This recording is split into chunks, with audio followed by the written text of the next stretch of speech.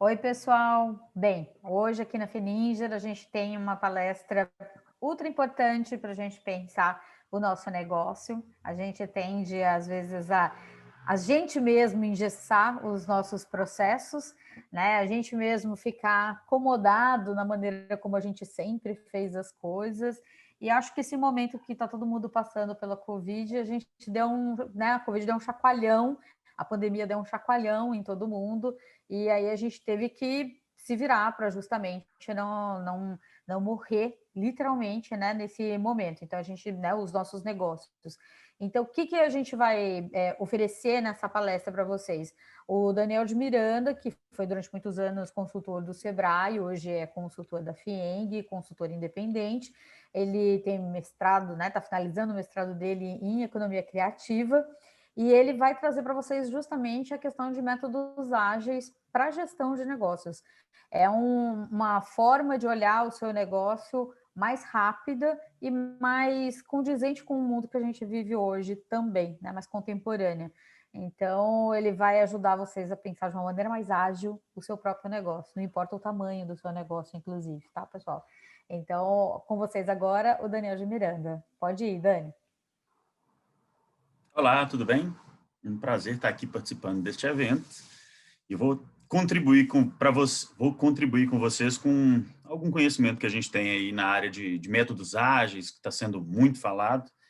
O nosso bate-papo hoje vai ser sobre métodos ágeis para a gestão do seu negócio, né? Como transformar sua empresa em uma organização ágil.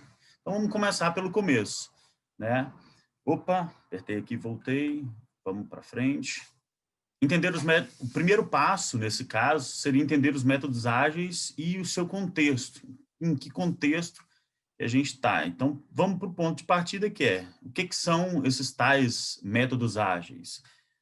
Uma definição simples seria: métodos ágeis são métodos de gestão direcionados à construção de uma organização ágil. Maravilha, responde tudo, mas ao mesmo tempo não responde nada. Eu acho que a forma mais fácil da gente entender ou explicar para qualquer pessoa o que seria uma organização ágil seria a gente pensar um pouco no Charles Darwin. Ele vai falar com a gente que a espécie que mais não é a espécie mais forte, não é a espécie mais rápida que vai prevalecer, mas é aquela que mais consegue se adaptar.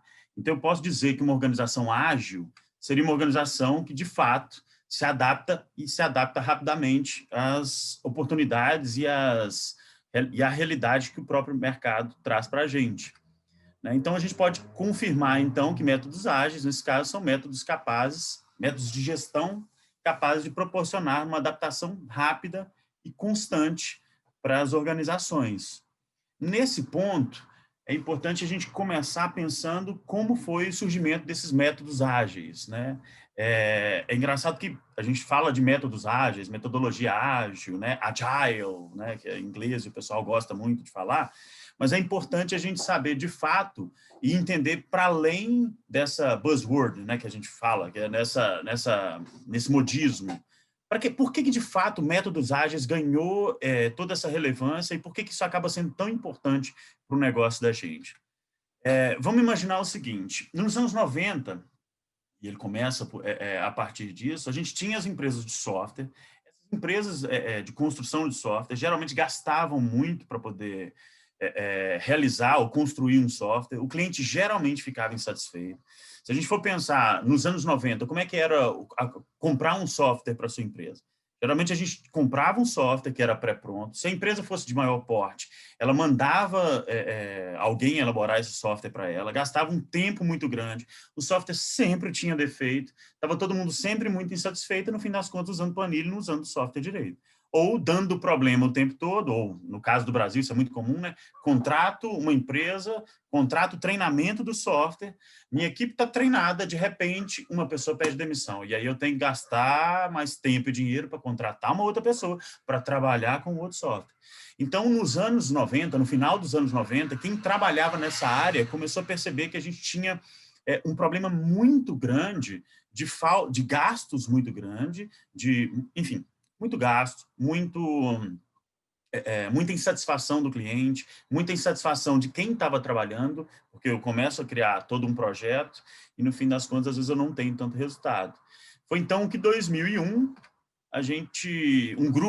houve um congresso, né, e um grupo de pesquisadores da área, na verdade, pessoas que trabalham nessa área, discutiu o que a gente poderia fazer para ter um modelo mais ágil, um modelo mais, o que eles chamavam na época, né, de softwares leves, para poder conseguir, de uma certa maneira, ou melhorar esse processo ou transformar esse processo de uma maneira geral. E aí a gente tem o surgimento, então, do Manifesto Ágil, que é baseado nesses 4 princípios aqui. Então, o primeiro princípio é indivíduos e interações mais do que processos e ferramentas.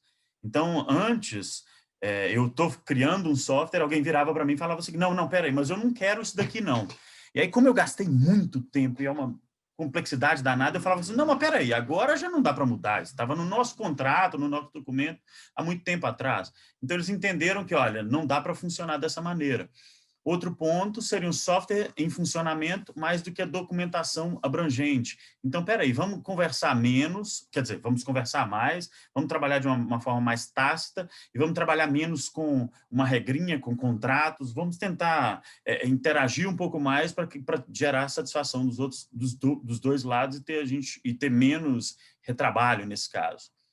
Responder às mudanças mais do que seguir um plano. Se a gente for entender o manifesto ágil, olha só como que está muito relacionado à empresa da gente. Muitas das vezes a gente tem um plano, tem uma regra, tem uma forma de trabalhar, mas aquilo não está sendo suficiente para o nosso cliente, não está sendo suficiente para o nosso negócio, não está sendo suficiente para a nossa equipe. Mas mesmo assim, como é que é? Manda quem pode, obedece quem tem juízo, né? E o manifesto ágil vai te dizer que o ideal é a gente trabalhar com o contrário, né? Responder as mudanças de forma mais rápida, mais ágil, é mais importante do que seguir um plano. E, por fim, a lógica de colaboração com o cliente. Mais uma palavra que está sendo muito utilizada, né? A colaboração. Mas daqui a pouquinho eu vou mostrar para vocês um pouco mais do que seria essa tal colaboração e como que ela está dentro desse processo, dentro do manifesto ágil. Então, esses são os 4 principais princípios do manifesto ágil. Aqui, para a gente ter uma noção, eu trouxe 2 formas, um modelo de ciclo de inovação tradicional e um modelo de ciclo de inovação já a partir dessas mudanças trazidas pelas metodologias ágeis. Antes, Daniel, vou inovar de alguma maneira, como é que eu faço? Então, eu passo por todo aquele processo que vai gerar um custo muito grande de aprendizado. Então, eu vou observar o mercado, eu vou pesquisar, eu vou entrar para a minha equipe, eu vou fazer geração de ideias, eu vou analisar e discutir essas ideias, vou tomar a decisão junto com a equipe, vou projetar o produto, eu vou construir o produto, eu vou lançar e comercializar o produto para chegar lá na frente e descobrir que eu criei um Crocs, um produto que ninguém gosta, ninguém quer e eu já investi uma grana muito alta. Eu gosto de dar esse exemplo do Crocs porque é um exemplo de algo que foi criado para ser bem descolado e muita gente achou um produto ridículo. Me perdoem as pessoas que gostam do Crocs e que utilizam o Crocs, mas é um caso, para quem é da área de marketing, a gente está bem por dentro, que isso não é tão... enfim, é um caso de relativo fracasso. Eu tenho um modelo de experimentação rápida, um modelo mais voltado para a forma de inovação que a gente tem nos dias de hoje. Então, eu vou primeiro observar, vou gerar ideias, e aí eu vou criar um protótipo, eu já não vou passar por todo aquele processo. Eu vou projetar um produto, criar um protótipo e vou testar. A partir desse teste, eu tenho a resposta do cliente. E aí eu vou começando a construir o meu produto a partir da resposta que o cliente vai me dando. Então, eu consigo ter um custo de aprendizado menor, um tempo menor e um risco muito menor de não atender a necessidade que esse cliente tem. É interessante também a gente ver quantas etapas eu tenho no modelo de inovação tradicional para que quantas dessas etapas o meu cliente está participando do processo. Enquanto no modelo lá embaixo, já a partir da terceira etapa, que é projetar o produto e testar, o cliente já começa a participar. No modelo tradicional de inovação, ele vai participar só na última etapa, quando eu estou lá lançando e comercializando o produto, que é onde gera o maior risco, né, para o nosso negócio. E aí eu gosto muito dessa frase do Thiago Matos, vai dizer para a gente o seguinte: quem não pensa no futuro aborda o presente com as ferramentas do passado. E aí eu faço uma pergunta para vocês: como é que são as ferramentas de gestão? Será que eu estou focado exatamente no meu cliente? Será que eu estou conseguindo, de certa forma, atuar com o que eu percebo do mercado hoje? Ou será que eu estou pensando no futuro? Como é que o meu mercado vai estar daqui a 5 anos? Como é que eu vou estar com o meu negócio daqui a 10 anos? pensa no seguinte, como é que estava o meu negócio há 5 anos atrás? As redes sociais surgiram quando? Né? 2005, Facebook começou a pegar no Brasil em 2008, Twitter, né?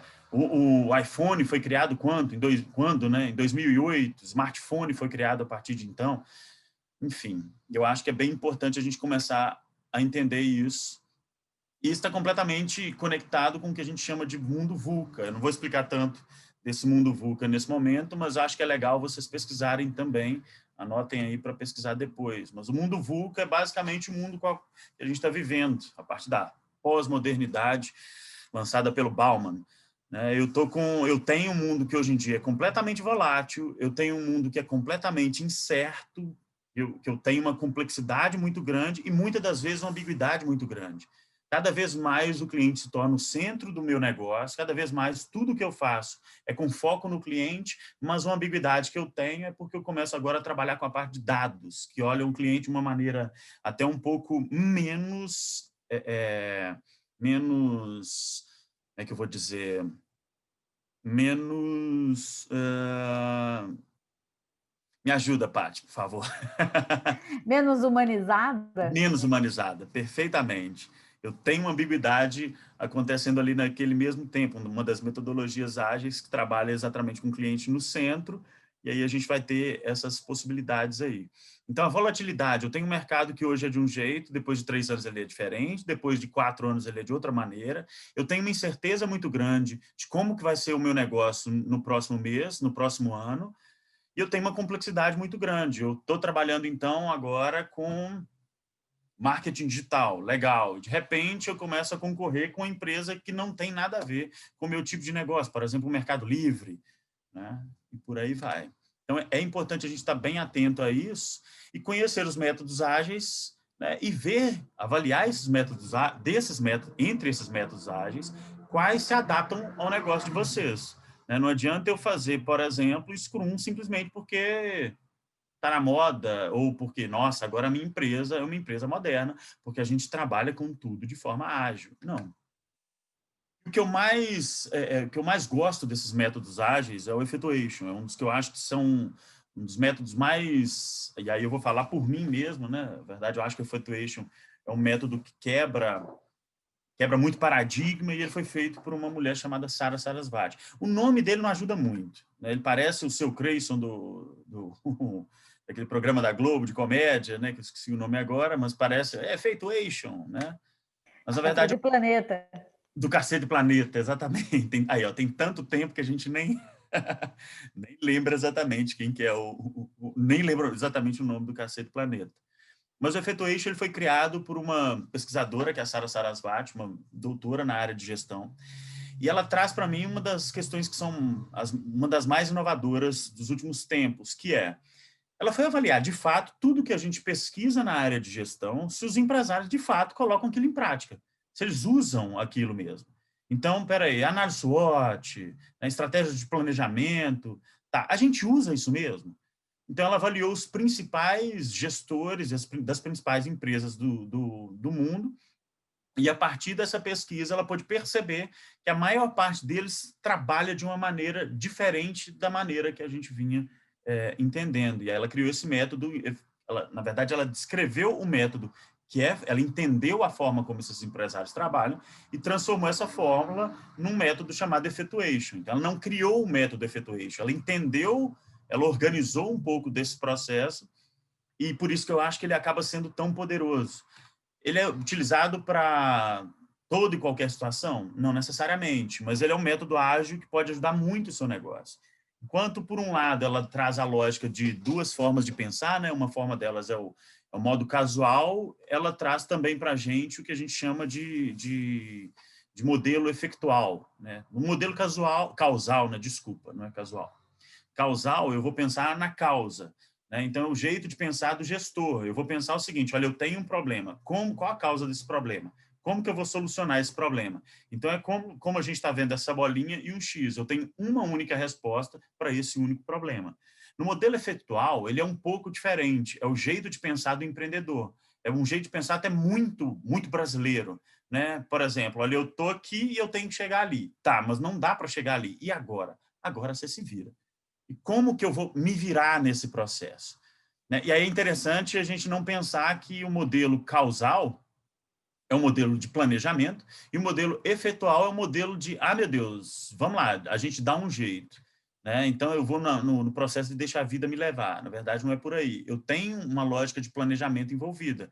Só que, lembra que eu falei lá no VUCA que o nosso processo eu tenho muita incerteza, então meu planejamento, a partir do momento que eu tenho muita incerteza, esse planejamento se torna algo mais arriscado e com uma chance muito maior de não dar certo. Então, quando eu passo desse processo, aí eu entro aqui no modelo que a Sara Sarasvati vai avaliar, né? Que, por um lado, eu tenho a predição e o controle. Então, se eu planejo, que é o modelo causal, significa que eu tenho uma possibilidade alta de prever aqui, né? Então, eu tenho uma predição muito alta e, ao mesmo tempo, eu tenho um controle, às vezes, muito baixo. Né? Tem alguns desses empresários que vão achar que até um pouco de prepotência você achar que você pode ter um controle alto e uma predição alta. E isso acaba sendo um problema porque você planeja. Quando você quer ter um controle muito grande, você acaba resistindo no seu planejamento e não adaptando tanto. A melhor estratégia, segundo esses gestores, segundo a Sara Sarasvati, seria eu começar aqui num processo de adaptação. Então, eu entendo de planejamento, eu entendo dos métodos tradicionais de gestão, mas eu vou trabalhar isso completamente junto com o meu cliente. Então, eu mostro aquele modelo de inovação ali, eu tenho uma ideia, eu tenho uma previsão e eu vou testar lá no mercado antes de lançar aquele produto, por exemplo. Então, eu vou adaptar, eu vou manter, se eu tenho uma predição baixa e eu tenho um controle baixo, eu vou adaptar. O ideal, nesse caso, então, seria eu ter um controle alto com uma predição muito pequena. Então, eu vou co-criar, eu vou começar com uma ideia de um produto. Eu acho que pode funcionar assim se eu montar um canal diferente, trabalhando com as redes sociais para venda. Vou pensar nos meus parceiros, como é que a gente vai trabalhar. E eu falo com os parceiros dessa maneira: olha, eu tive uma ideia e a ideia é mais ou menos assim. Vamos lá, vamos testar? Eu começo a testar, e aí é uma técnica não, um conceito que a gente chama de faz com pouco custo, faz rápido, erra rápido, transforma a sua empresa rápido. Né? Então, errar, gastar pouco, transformar e adaptar a minha empresa num curto espaço de tempo. E aí, isso também está muito ligado a outra metodologia. A primeira, o Effectuation, e a segunda, que é o Design Thinking. O Design Thinking está centrado no usuário, é a forma de pensar do design, e ele está relacionado ao meu processo de criação, tanto de negócios quanto processo de criação de produtos também. Basicamente, é a forma de pensar do designer. Né? E a gente tem um modelo, né, do formato como o Design Thinking funciona, e aí a gente chama de duplo diamante aqui. Se a gente for ver, tem 2 diamantes aqui. O primeiro ponto, por exemplo, a solução de algum problema, né, mesmo criando um produto, eu tenho que entender que eu estou criando algo para solucionar algum problema. Eu começo num processo de entendimento desse problema. E aí eu vou trazer parceiro, eu vou trazer cliente, eu vou trazer fornecedor, eu vou trazer todo mundo para essa avaliação. A partir de um determinado momento, eu começo a entender, a partir da pesquisa, que eu consigo convergir aqui num ponto de vista, ou seja, eu começo a entender qual é o problema. Por meio de observação e pesquisa, eu vou chegando num ponto de vista, numa solução, mas antes de lançar um produto, eu vou partir para alguma ideação. Eu vou pensar em quais são as possibilidades que eu tenho e vou ter uma geração de ideias, prototipar essas ideias, ou seja, pegar algum tipo de solução e vou criar essa solução sem muito gasto, mas para testar no mercado e ver se eu estou no caminho certo. Então, vou prototipar, vou criar um protótipo de solução para esse problema que eu pensei no início, vou testar e depois eu vou ter a interação com o mercado. E, a partir disso, eu vou conseguindo construir a minha empresa e alterar essa empresa de forma mais rápida. Né? Aí a gente segue também para um dos métodos que são... Se a gente fala de métodos ágeis, a gente acaba sempre batendo no Scrum, que acaba sendo o mestre dos métodos ágeis. Só que o Scrum ele é muito voltado para a área de gerenciamento de projetos. Então, eu não entendo o Scrum como uma ferramenta tão interessante para vocês. Acho que é interessante vocês saberem, acho que é interessante vocês avaliarem, mas, ao mesmo tempo, ele serve para eu gerenciar projetos. Então, o lançamento de um produto novo, ou a construção de uma nova unidade, uma nova fábrica. E eu vou seguindo, então, para a próxima etapa, que eu acho que é uma das mais importantes. Se você entendeu depois do cultura ágil ou os métodos ágeis, eu acho que você tem que começar implementando uma cultura ágil na sua organização. Pode ser o ponto de partida a partir dos métodos ágeis, mas o foco não é implementar o método. O método é só uma forma de se trabalhar, mas ele não funciona muito bem se você não tiver uma cultura ágil, uma cultura mais oriental, oriental não. Aí eu estou falando do sistema Toyota, não é por aí. Eu estou falando de uma cultura muito menos hierarquizada, muito mais horizontal do que uma cultura vertical, e é uma mudança mesmo de mindset, de forma de pensar. O ponto principal que as empresas têm que ter, se a gente for ver o modelo das startups, elas são ágeis por causa disso, elas têm uma forma de pensar rápida, de alterar, de testar todos os produtos com o cliente, de testar todos os produtos no mercado. Então, eu vou primeiro pela cultura ágil, transformando a partir da gestão ágil. Eu quero finalizar com vocês com o caso do Henry Ford, né? Não sei se vocês conhecem uma pergunta que fizeram para ele, se eu não me engano, isso é até muito comum na área de gestão, todo mundo sabe dessa frase, mas está muito ligado à academia, não sei se todo mundo está por dentro. Chegaram para o Ford uma vez e perguntaram para ele, olha, ô Ford, mas espera lá, o seu Ford T, que é esse daí, né, o primeiro carro, não o primeiro modelo, mas é o primeiro carro, eu só posso ter um Ford preto? Eu só posso ter um carro preto? E o Ford vai lá e responde para o cliente assim, não, ou para a pessoa que perguntou, você pode ter o carro da cor que você quiser, contanto que seja preta. E eu lembro que nos anos 90, eu não sou tão novinho, comecei a estudar gestão nos anos 90 e a gente via isso com bons olhos. Nossa, que bacana. Olha, esse aí é um bom vendedor mesmo, hein? Ele deu uma volta, equilibrou daqui e dali para apresentar para o cliente uma possibilidade que é péssima. Isso já não tem nada a ver. Naquele momento era legal, mas isso não tem nada a ver com o momento de hoje. Na época do Ford, o foco era na produção, era na empresa. Depois, nos anos 50, o meu foco acaba sendo na venda. 50 não, né? Lá nos anos 70, 80, na venda, ter bons vendedores. Por quê? Porque eu tenho muito. Hoje você pode ter muito produto para vender, querer ter bons vendedores, mas a sua empresa hoje não vende se ela de fato não entregar para o cliente aquilo que ele quer. E ela só consegue fazer isso quando ela coloca de fato o cliente no centro do negócio e não tenta vender para ele o que ele quer. Ou mostrar para o cliente, olha, você quer um carro preto. Eu começo a entender o seguinte, quem sabe esse modelo de preto não fica legal para você? Eu começo a entender o cliente com mais profundidade e co-criar junto com ele o tipo de cor, o tipo de negócio, o tipo de formato de produto que esse cliente quer. E aí eu quero finalizar deixando essa pergunta para vocês. Pensando numa empresa ágil, eu queria saber o seguinte, quanto do seu trabalho é dedicado ao seu cliente final, no seu dia a dia? Pensa se a sua empresa está voltada para a produção, se ela está voltada para si mesma, ou se ela está, de fato, voltada a interagir com o cliente, a conversar com o cliente, a entender o que esse cliente quer, a criar produtos junto com esse cliente, a ter uma parceria forte com esse cliente.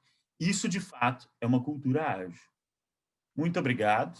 Eu fico por aqui e aí passo a bola para você, Paty. Bem, Dani, como sempre, super didático, né? Conseguiu explanar, mostrar bem, assim, né, esse mundo da cultura ágil. Eu acho que uma das coisas mais bacanas, assim, que a gente pode até conversar agora, que eu gostaria até que você comentasse um pouco, pensando nessa realidade das joalherias, por exemplo, e mesmo das marcas, né, quando elas não são muito grandes, elas são muito resistentes, às vezes, a fazer mudanças, né? E quando a gente fala de um mindset, né, de uma mentalidade ágil, a gente está falando de alguém que é aberto não só a mudanças, mas ao diálogo franco com o cliente, né? E a gente hoje tem uma diversidade muito grande de clientes, né? Os clientes hoje eles são diversos, eles têm orgulho de serem diversos, né? E eu acho que isso é um grande desafio para o formato tradicional, que estava trabalhando sempre no estandartizado, né, e empurra produto, né? Então, ó, agora você vai comprar esse modelo né, de colar, é o que eu tenho, é isso que vai, esse é o conjunto que eu tenho, esses são modelos de anéis que eu tenho, você tem que ir com isso, né? Então, como que a gente pode pensar, né, essa abertura para o diálogo, né? Que aí é falar com geração Z, com geração Y, com geração X, né? Com baby boomers, com constructors, né? Então, como que é a gente pensar nessa cocriação? O relacionamento ali, a venda, né, o front, ele é o primeiro passo, né, da gente treinar, inclusive, fazer essas pessoas participarem desse processo e projeto de ser uma empresa com cultura ágil, não faz não? Completamente. Tem um livro que eu acho muito legal, que é um livro chamado Transformação Digital. Eu, para variar, mas vocês podem ver que é um dos livros mais famosos que tem aí na área de transformação digital. E eu entendo que ele vai, às vezes, ajudar a gente nesse processo. E eu tenho trabalhado com alguns clientes esse modelo. Ele fala com você de 5 etapas para a transformação digital da sua empresa. Até mesmo porque a lógica de transformação digital ou de geração digital ou enfim, está muito conectado com esse mundo VUCA que a gente está vivendo. Ele fala que o ponto de partida, às vezes, pode ser a gente pensar no contato com o cliente e isso está completamente direcionado ao trabalho com as redes sociais. Na experiência que eu vou tendo nas consultorias que a gente vai fazendo, eu entendo que ir para as redes sociais, ir para o marketing digital, aprender aquilo dali e entender aquilo como uma ferramenta estratégica, seja o ponto inicial. Por quê? Se eu não consigo conversar com o cliente, se eu não consigo postar conteúdo que o cliente se interessa, é porque eu não entendo o cliente. Ele não se interessa nem pelo conteúdo que eu posto, ou pela forma como eu posto, ou pelo que eu falo, a gente não está no mesmo nível, a gente não está na mesma sintonia. Então, eu acho que isso é um ponto interessante. E o marketing digital, ele te mostra também, quando você começa a postar, começa a criar, que geralmente vai dar errado. No início, as primeiras postagens que você faz não são boas. Daniel, mas aqui eu tenho um conhecimento muito grande, mas eu contratei uma agência assim, pode contratar o que quiser, pode começar. Geralmente, você não começa bem. Mas isso é que é bom, porque eu começo, vou testando, eu gasto cerca de uns 3, 4 meses para entender, olha, isso aqui ele se interessa, isso aqui não, eu achava que ele se interessava. E ali eu entendo que um dos processos para a gente trabalhar a cultura ágil é trabalhar com marketing digital. Eu vou entendendo as metodologias, mas eu não vou simplesmente falando assim, tem um sobrinho do primo de não sei quem que faz... Não, isso é a parte estratégica do seu negócio. Exatamente. Porque também você trazer a humildade para dentro da administração, né? Então, você fica o tempo inteiro... Você não tem uma receita e isso dá certo, né? Mas eu tenho métodos, é diferente de receita, né? Eu tenho métodos de... Vou lá, faço pequenininho, testo, né? Impulsiono um pouquinho, ou nem impulsiono, vamos ver qual é o resultado orgânico, e vou vendo aos poucos. Isso, levar desse universo pequenininho, levar isso para a gestão, né? É isso que é você pensar o universo ágil, né? Você, dessa prática, é legal mesmo, esse exemplo que você deu foi ótimo, assim, né? Todo mundo está entrando no mundo digital agora, ele fala assim, ó, o mundo digital exige que você seja humilde, que você que você aprenda todo dia com o seu cliente, que você preste atenção no seu cliente, que você aprenda a falar com os diversos tipos de cliente. Todo mundo descobriu que não atende uma segmentação só, né? A gente vive num mundo hoje de super segmentação, então a gente precisa entender, né, cada um deles. E aí você precisa de humildade para falar com cada um deles também, né, Dani? Que senão você não consegue aprender, né? Você sabe que você acha que é dono da razão o tempo inteiro, né? Sim, sem dúvida. E tem um ponto que eu acho super interessante quando a gente começa. Eu sou do marketing antigo eu fui para o marketing novo, né? Que, enfim, depois da transformação digital que a gente passou. E é interessante ver que o marketing antigo eu falo, no marketing novo eu converso. São duas coisas completamente diferentes. Se você entra numa rede social ou no digital falando assim, use isso, você precisa disso, a pessoa hoje olha e fala assim, como assim?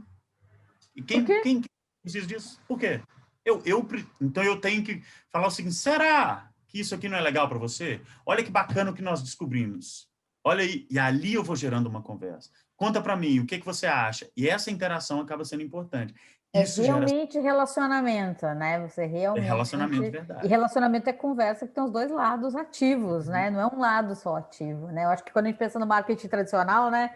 É empresa ativa e o cliente é sempre passivo, né? Ele Sim. vai comprar ou não, né? Mas ao mesmo tempo era um esforço tão grande, né?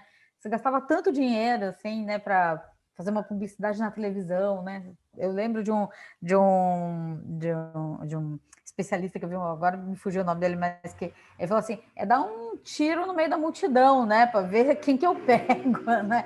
E já quando a gente pensa nas redes sociais, não, né? Ela é mais puro diálogo, né? Então, por isso que é tão importante a empresa se portar de maneira ágil, porque ela precisa. A gente, pensando pessoalmente, né? A gente não age diferente com as diferentes pessoas que a gente conhece, né?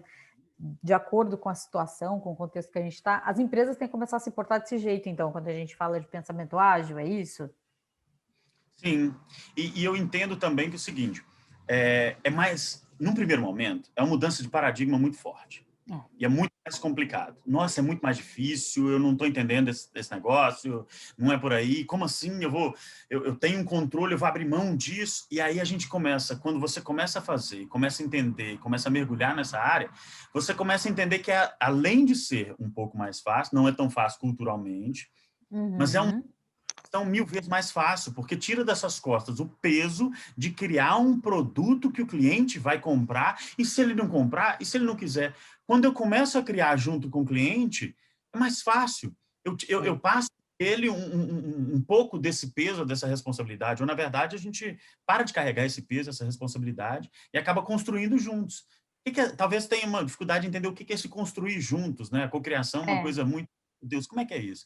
O construir juntos é basicamente eu ter uma ideia, às vezes, de um produto, começar esse lançamento do produto, eu não preciso de lançar para todo mundo, eu vou lançar em uma unidade, vou lançar só numa rede social, vou perguntar, vou ver o que eles acharam, o que está interessante, o que não está, e aí, a partir daqueles conceitos que a gente vai discutindo ali, eu vou tendo um entendimento melhor do meu cliente e vou conseguindo avançar um pouco mais num risco muito mais calculado e muito mais controlado.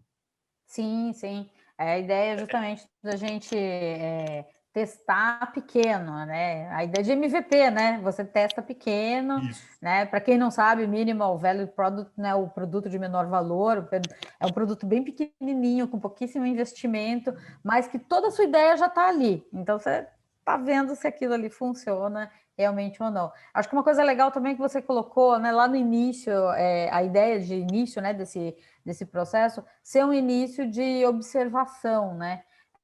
De certa maneira, a gente ficou viciado em não observar. Agora a gente está voltando para esse universo da observação, né? Eu vejo, por exemplo, a quantidade de clientes que me pedem hoje em dia pesquisa quali, que era uma coisa que quase ninguém vai, não, qualitativo não vale de nada, é o quant que me diz o tamanho do mundo, né? Eu falo, mas você não sabe nem qual que é o mundo, né? Que você vai quantificar, né? Então tem uma retomada disso, de você observar primeiro, né? Olhar, entender o que significa o seu produto dentro do mundo, né? do cliente, né? Ouvir o cliente, opinião do cliente sobre a sua marca, né? Isso tudo é subsídio, né? Para a gente poder criar novas possibilidades de produto e de serviços para os nossos clientes, né? Não ficar Isso. fechado só na nossa casa e na cópia, e olhar o vizinho, né? E olhar lá fora, né? E não para não olhar, mas também ficar refém disso também é perigoso hoje em dia, né? Mais do que antes, você não acha, Dani?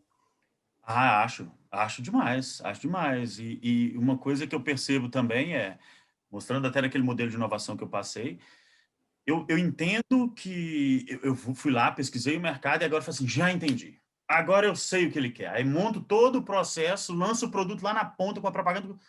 Pera, calma, entendeu? Entendeu? Vamos ver se a gente entendeu mesmo. Lança um, lança um para um grupo fechado. Vamos entendendo. Lança um protótipo, lança um modelo, e aí depois eu vou construindo junto com ele. Não é assim, entendi, captei a vossa mensagem. Isso. Hoje em dia é muito É, difícil, o cliente está cada vez mais exigente e está é, cada vez mais difícil saber o que o cliente quer. Ele fala que quer uma coisa, efetivamente. você traz para ele e fala, não é bem assim. Ele fala que não quer, tem coisa que você traz e fala assim, mas eu gostei desse daqui. É meio É. por aí. Eu acho que é saber ouvir também o cliente, né? Criar uma validação, né? Sair do achismo, né?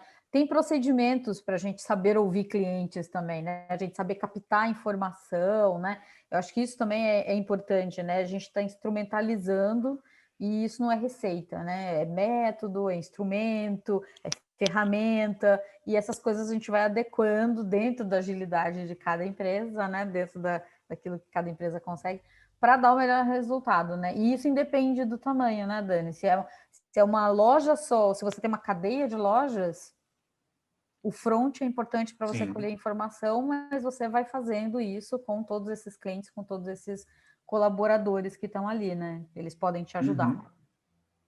O design thinking, ele foca muito nisso, né? A lógica mais empatia e menos simpatia. Né? Antiga, eu estou muito na simpatia. Olha que simpático eu sou e olha como eu consigo te vender. Hoje não, eu preciso ter mais empatia, sentir o que o cliente sente, me colocar no lugar desse cliente, entender de fato qual é o que ele tem para construir uma solução que seja interessante para ele. E isso independe do tamanho. E eu arrisco a dizer até o seguinte: quanto menor, mais rápido e mais fácil a gente tem que... Mais ágil, né? Você Mais consegue ágil, você ser. pode... Mais Como ágil, diz consegue. um cara de uma palavra... Aquela história do, né, empresas muito grandes, né? Elas são grandes elefantes, né? Então, para ela dar um pulinho, é uma coisa. Se você é pequenininho, você pula que nem uma pulga, né? Então, você pode pular para tudo quanto que é lado, né? Então, acho Eu legal ouvi uma vez... esse paralelo, assim, porque eu trabalho tanto com empresas muito grandes quanto com empresas muito pequenininhas, né? E eu percebo que a pequenininha, ela vira num instante, assim, né? Pivota rápido, vira rápido, né? Agora, a grande, ela tem mais cuidado, assim, né? Às vezes ela cria célula para ser mais ágil, né? Então aí cria uma célula, testa ali naquela célula e aí ela vai espalhando isso para o resto da empresa, né? Mas olha só como é bem mais difícil, né? Tem que criar uma célula. Sim. Mas uma das formas, um dos métodos mais fáceis para uma empresa de maior porte é você pegar, isso é um método até que a Deloitte aborda muito, empresa de consultoria. Você escolhe dentro da sua empresa as pessoas mais disruptivas, mais uma buzzword aí, né? Uma palavra. As pessoas mais fora da curva, fora da caixa, aquelas pessoas que incomodam todo mundo. Essa pessoa viaja demais na maionese. Junta essas pessoas. Pega essas pessoas e leva ela para a margem da empresa, coloca possibilidade para que elas inovem. E ali eu monto, às vezes, uma unidade, uma célula que vai fazer esse trabalho. E deixa. Ali eu tenho um investimento que eu vou fazer, eu vou deixar elas viajarem um pouco, e a partir do que a gente construir de conhecimento e de resultado, eu vou trazendo aquilo para a empresa. Então, uma das formas que para uma empresa maior mudar, acaba sendo essa, porque muito isso é mudar a cultura da empresa. Exato, exato. Agora, se essa célula começa a ter resultado, rapidamente, né, a gente vê o resto da empresa querendo também fazer igual. Isso também é legal, né? Porque aí é de dentro que sai, né? Então aí todo mundo fala assim, eu quero fazer também, né? E aí vai contaminando, né? Positivamente, né? Então, bacana. E eu testo, eu começo a inovar ali, eu começo a testar, quando o negócio começa a ficar um pouco mais robusto, mais certo, eu trago para essa outra... Eu vou implementando aquilo na empresa aos poucos. Exato. Uma outra coisa que eu esqueci, como dizia, tive numa palestra e o palestrante falou assim, empresa grande é igual navio, não dá cavalo de pau. Então, é mais isso. Pequena, ela consegue virar rapidinho. Exatamente. É um caminhão, né? Um transatlântico, né? Não dá, né? E eu acho que tem às vezes a gente, quando está na moda e no luxo, a gente tende a pensar que o nosso cliente não tem dor, entendeu?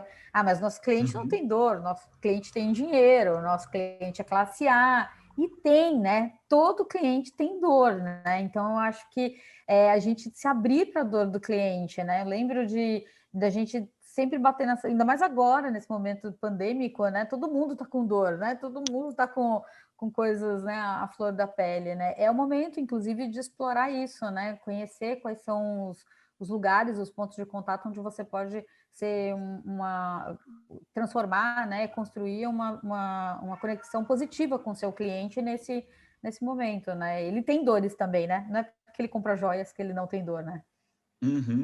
Sim. Esse é o caminho mesmo. E aproveitar agora que a gente está passando por um período onde as empresas têm mais possibilidade de testar as coisas, né? Eu tô com... Deixa eu entender melhor como é que tá a situação do meu cliente, agora mais nesse modelo de pandemia, como é que tá? Eu consigo ter uma possibilidade um pouco maior, ele tá mais... Né? Sim, ele está mais tolerante a um teste, vamos dizer assim, e ao mesmo tempo eu consigo me aproximar um pouco mais dele. Eu acho que esse é um caminho muito interessante para as marcas. E é um momento de transformação e de adaptação, né? Então, bora ser ágil, né? Ser mais rápido nisso. Bora ser ágil. E eu entendo que é o seguinte, parece uma coisa muito complicada num primeiro momento, mas depois você começa a entender que tem muita gente nova fazendo isso. Não é porque é nova, é porque é mais fácil. Exatamente. É um processo muito intuitivo, inclusive, né? Sim. Depois que você começa a trabalhar dentro dessa lógica, aí você vê, nossa, é super intuitivo, né? Eu uso muito design thinking, por exemplo, então é muito até para pensar pesquisa, para tipo, onde que eu quero chegar, qual o objetivo, como é que eu vou internalizar o que eu vou, né, de conhecimento que eu estou trazendo para a empresa, como é que eu internalizo isso nas pessoas, né? É usando o design thinking, justamente vai fazer workshop, coloca a galera para pensar num mindset diferente, né? Então, isso ninguém esquece, são sempre experiências assim que faz você mudar, né? E é mais ágil, mais rápido do que se a gente der um treinamento maçante tradicional, dando aula, simplesmente lá na frente. Eu adoro dar aula, mas, né? Às vezes, para quem está ali no cotidiano, aquilo se torna tipo, meu Deus do céu, ela não vai parar nunca de falar, né? Mas Pode ser, mas eu acho que esse é o caminho mesmo. Legal. Muito obrigada, Dani. Acho que você esclareceu uma área boa e inovadora e importante para todo mundo que está assistindo aqui na Feninger. Muito obrigada. Eu que agradeço. Tchau, tchau. Tchau, Sucesso para todos. Até mais. Tchau, tchau. Até mais.